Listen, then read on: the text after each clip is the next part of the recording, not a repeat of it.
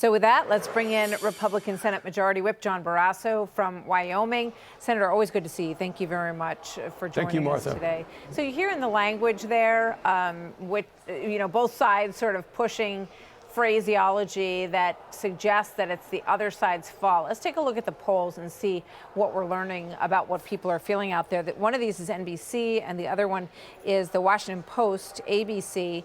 52% blaming Republicans for the shutdown, 42% Democrats.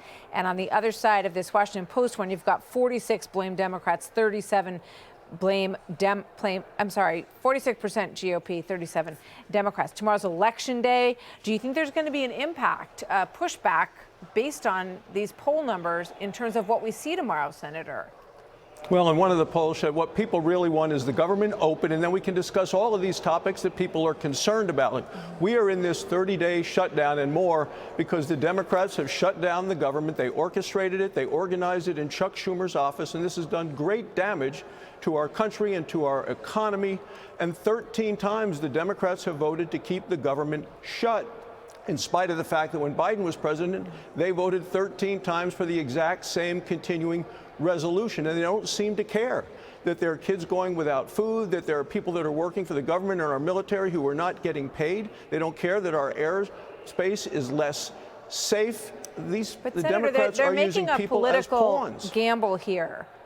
That the healthcare issue, and now we're into the open enrollment period, that when people open up those statements and they see that their extended benefits, which really were designed to be temporary during COVID, but we all know how hard it is to claw back something once people have it. So they're betting that this will end up backfiring against the GOP. Are you concerned about that healthcare issue and the way it's being presented?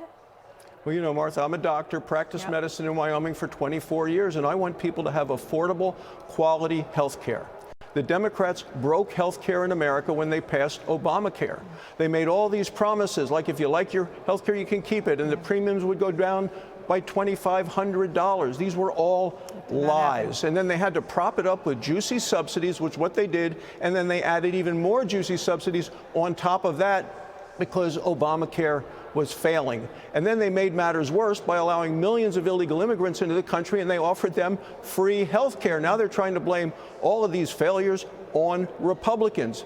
It's just wrong. People understand that. What we need to do is get the government open, and we can discuss all of these other topics. But if you do anything with health care, there needs to be significant reforms for the waste in the system that we see, as well as the abuse and the manipulation and the money laundering that's working its way through the system. There's a push to see the Republican plan on how to fix all that. And President Trump was asked about it in the interview on 60 Minutes. What's your answer to that? You know what? I'm going to have to hold that thought. John Thune, the majority leader, is speaking right now. Hey, Sean Hannity here. Hey, click here to subscribe to Fox News YouTube page and catch our hottest interviews and most compelling analysis. You will not get it anywhere else.